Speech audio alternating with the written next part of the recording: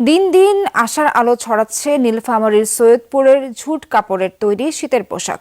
স্থানীয় চাহিদা মিটিয়ে প্রস্তুত হচ্ছে বিদেশে রপ্তানিযোগ্য পোশাকও।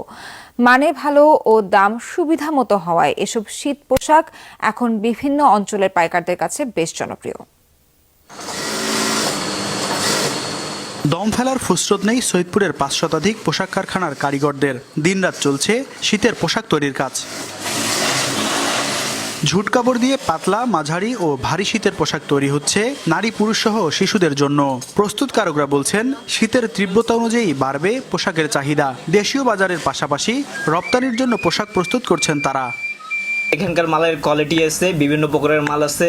আর আমাদের শীত আসলে এই কাজের চাপটা বাড়ে যায়, আর ডিসেম্বর পর্যন্ত আমাদের এই কাজটা চলতে থাকবে। বাংলাদেশের সমস্ত জায়গায় যায় এবং এই মালগুলা ভারত, ভুটান, নেপাল এগুলো জায়গায়ও আমাদের মালগুলা যায়। শীতের সময় যে আছে, এটা জ্যাকেটের একটা সময় একটু এমন আসে যে ওভারটাইম কাজ করা আমাদেরকে ওটা কমপ্লিট করতে হয়।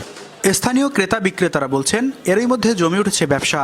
দাম তুলনামূলক কম ও মানসম্পন্ন হওয়ায় দেশের বিভিন্ন অঞ্চল থেকে আসছেন পাইকারি ক্রেতারা। এখানকার কারখানারা তৈরি করে এই মালটা চিপ রেটে পাওয়া যায়, এই জন্য এই মালটাতে প্রফিট হয় ভালো। এই মালটা ঢাকায় কিনতে গেলে পার পিস 100 টাকা 150 টাকা বেশি। আমাদের এগুলা ম্যাক্সিমাম জায়গায় ঝুট কাপড়ের তৈরি, আবার আমাদের ইনটেক থানারও তৈরি আছে। ঢাকায় এই মালটা তৈরি করতে গেলে 650 থেকে 700 টাকা পড়ে যাবে। আমরা ওই মালটা ঢাকার থেকে 150 টাকা বা 200 টাকায় কম মজুরিতে সেলাই করতে পারি। ব্যবসায়ী নেতারা জানান, এই অঞ্চলে ঝুটের তৈরি পোশাকের বাজার প্রতি মৌসুমে প্রায় 100 কোটি টাকা। এই শিল্পের বিকাশে গার্মেন্টস পল্লী, কমন ফ্যাসিলিটি সেন্টার ও গ্যাস সংযোগ সহ সুযোগ সুবিধা বাড়ানোর দাবি সংশ্লিষ্টদের।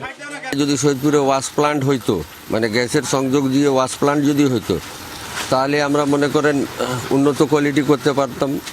আর আপনার মনে করেন আমাদের ঋণের যদি প্রত্যেকটা লোকের যদি কিছু ঋণের ব্যবস্থা হয়ে যেত, তাহলে মনে করেন সবাই স্বাবলম্বী হতো এবং ব্যবসা পরিচালনা ভালোভাবে করতে পারত।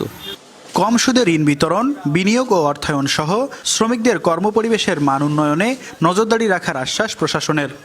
কিছু সমস্যা তাদের আছে, ব্যাংক লোন থেকে শুরু করে কিছুটা, সেই সমস্যাগুলো আমাদের কাছে যদি তারা নোটিশ করে, আমরা অবশ্যই ঊর্ধ্বতন কর্তৃপক্ষকে জানাবো কিভাবে তারা ব্যাংক লোন পেতে পারে বা কি মাধ্যমে তাদের সহায়তা করা যেতে পারে। নীলফামারীর সৈয়দপুর পর্যন্ত গ্যাস পাইপলাইন স্থাপন করেছে সরকার, তবে কবে নাগাদ সংযোগ দেওয়া হবে সে বিষয়ে সিদ্ধান্ত হয়নি।